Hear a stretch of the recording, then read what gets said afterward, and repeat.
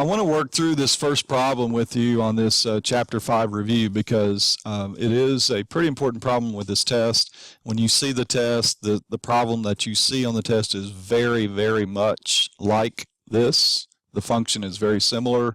So I want you to know how to go through all of these steps and then eventually you'll be able to produce the graph. So I'm just going to go through each of these letters, A through F, and show you the complete answer just like you will do on the test. So let's start with letter A. And this is pretty much a review of your most recent homework. We need to change this standard form function into vertex form. That's what letter A asks us to do. Okay, so maybe just underneath our standard form, just like you did last night, I'm going to set up the parentheses squared. In the parentheses, I'm going to do the square root of x squared. Whatever the sign is in front of the linear term, I'm not saying on the test it'll be plus, whatever it is, you just bring that sign down. And then remember the linear coefficient, in this case 4, always gets divided by 2. 4 divided by 2 is 2. Okay, so that takes care of the x minus h quantity squared part of vertex form. And now let's take care of the k number. And remember, to get k, just think of this number squared. 2 squared is 4. And you always subtract whatever that number is from just tack it on to the end of your standard form. And just remember that it's always subtract. And now you can put those two constants, -1 and -4, together. You can combine them, and you get -5. Okay, so the answer to letter A, changing to vertex form, is just that. X plus 2 quantity squared minus 5. All right, so we can check that off. And then, once we know the vertex form, it's pretty easy to get the AOS and the vertex, and that's all going to be a part of answer B. So someone raise your hand and tell me what the AOS would be. Anybody want to take that? Anybody? Bailey Wyatt? Would you like to give us the answer to the AOS? Very good. So I'm going to say it. I'm going to say it as x equals -2 because it is a line. And we can go ahead and start doing the graph as we go. So here's the line, x equals -2. Letter F will be sketching the graph, but it's okay to just do this stuff as you go, I guess. Okay, so that's the AOS, and what's the vertex? Anybody want to take the vertex? Mallory? -2, -5. Okay, and if you want to, you can go ahead and plot that point on your graph. -2, -5. Okay, I know this isn't one of our letters, but it's a good time to kind of get a feel for how this graph is going to look. From this point, is the graph going to open up or down? Okay, and how do you know? What tells you? Okay, I heard a lot of different things. Hudson, how do you know that we're going to open up from this point? Okay, he's right. I'm gonna say the number in front of x squared, we call A. That number is positive, but he's correct. So knowing that, really understanding how the parabola opens helps us to answer part C. Do we have a maximum or a minimum, and where would it be? Let me get Michelle. A maximum or a minimum, and what's the value?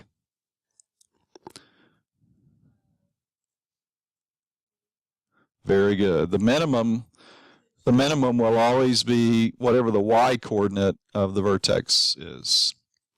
All right, we're doing great. Letter D, again, back to last night's homework. How do we find the discriminant? How do we find the discriminant? Well, in case you forgot, to find the discriminant, it's literally this part of the quadratic formula. Okay, it's just the part underneath the radical. b squared minus 4ac. Now remember, at this point, I don't want you to get confused. When you go to evaluate the discriminant, you need to look at standard form. Okay? The A, B, and C numbers here stand for the coefficients and the constant that you get in standard form. So don't look at vertex form to do the discriminant. All right? So what is b squared if we're looking at standard form? B is 4. B squared would be 16. Minus 4 times A is 1, times C, which is negative 1. So we'll just put that together as this. 4 times 1 times negative 1. So we did the b squared minus, and then my 4ac is all contained here. So if you put that all together, it's like saying 16 minus negative 4, which is what?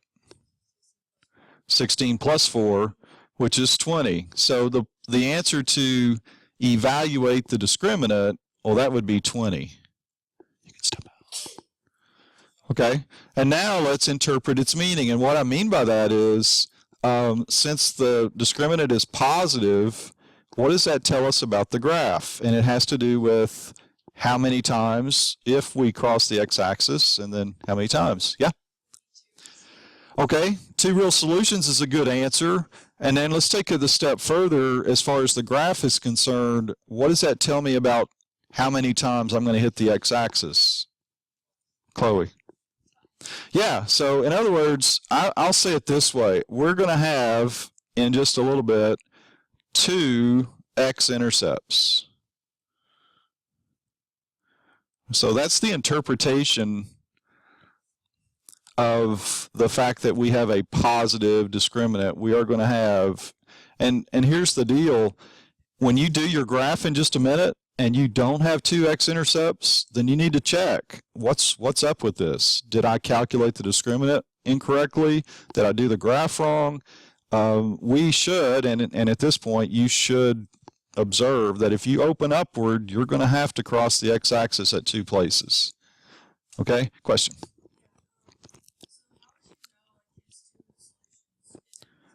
Exactly. Good question. If the discriminant turns out to be positive, it really doesn't matter what the number is exactly.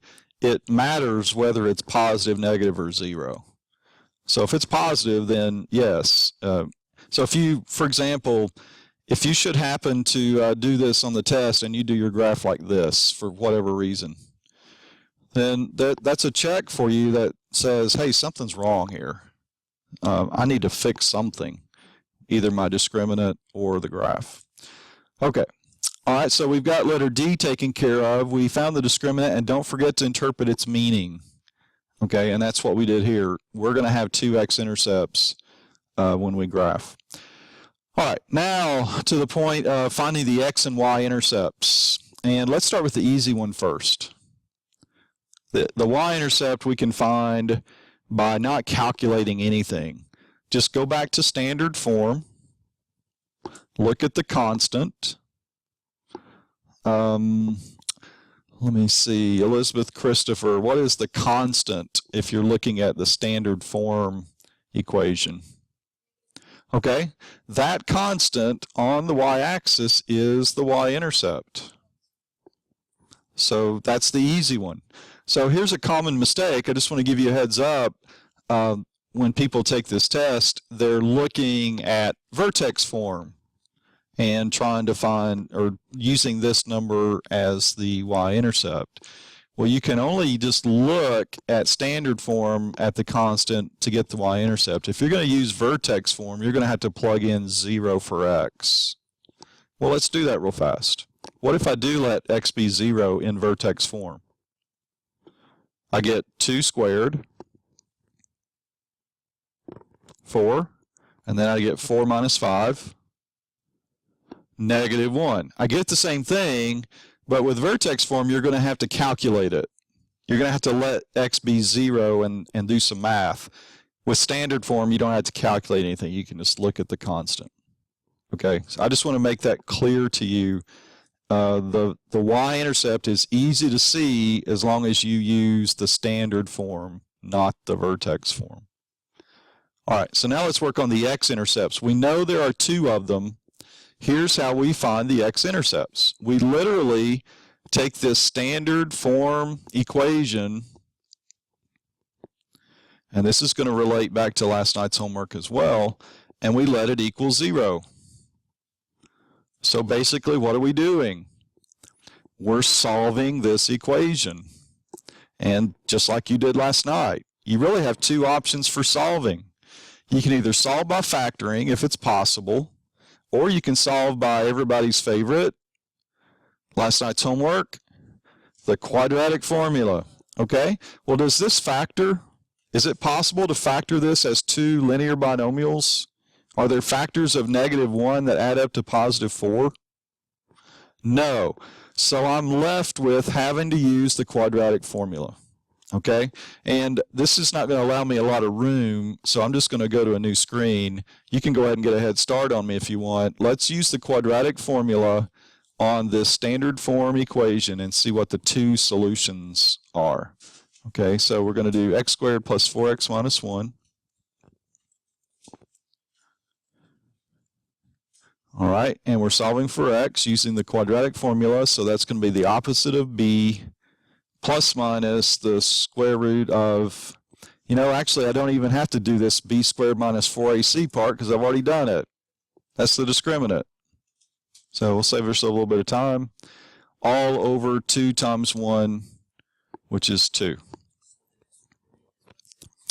That's correct. The discriminant is just the part under the radical. All right. So at this point, since I need to know exactly in terms of numbers where I'm crossing the x-axis, we need to grab your calculator. And we need to do sort of like you did last night when we did the approximate solutions. We need to find the approximate solution for this.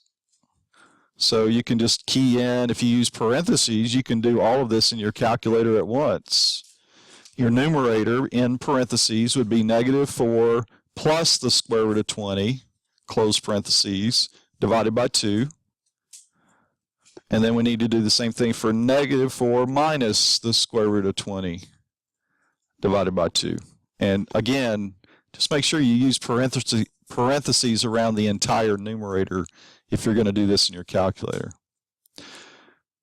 All right, so when someone is ready, raise your hand and give me the approximate answer for this -4 plus the square root of 20.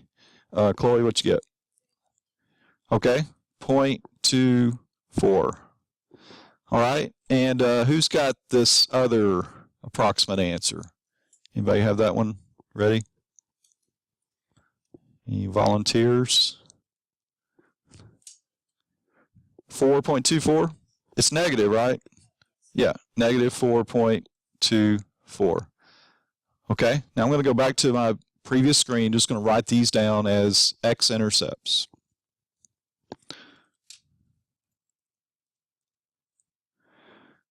-0.24, -4.24. Okay, now we're going to put it all together and finish sketching the graph. Okay, so we haven't plotted the y-intercept yet, so let's go ahead and do that. Here's 0, -1. And then remember, we can match that up using symmetry. And you know what? Before, when we were doing these graphs, I was requiring that you do 5 points. Okay? Well, I'm going to save you a little bit of time. I'm going to go ahead and sketch the graph of this just using these 3 points. And then I'm going to check and see if these are valid. Do these make sense? Does my parabola cross in the neighborhood of about 1/4 on the x-axis and about -4 1/4 on the x-axis on the other side of the AOS? So let's see. We're just going to connect the dots. So just coming down through here and here. All right, so let's just take a look, and this is a good check for us to make sure we've done the right thing. is it reasonable to think that this point would be about 1/4 on the x-axis? Yeah, I think so. So I'm just going to label it as one of my points. This is one of my 5 points. We're going to call that 0.240. That's an x-intercept. And is it reasonable to think that this point would be -4 1/4? 1, 2, 3, 4, and just a little bit more. We're right on it. So we're going to call that -4 1/4, 0. So you see how all of this information really just builds confidence in the fact that you've done this graph correctly. If you drew that graph and it matches with your x-intercepts, then there's no way you can miss this problem. You should feel pretty confident at this point that everything's correct. All right, and that's the complete problem for number 1. Any questions? Just want to give you a heads up. You might want to run through this several times to make sure you got all the steps down. It's going to take you a few minutes to complete this whole problem, so you need to come in on Friday really knowing your stuff so you don't spin your wheels trying to figure out what to do. Any questions, number 1? All right.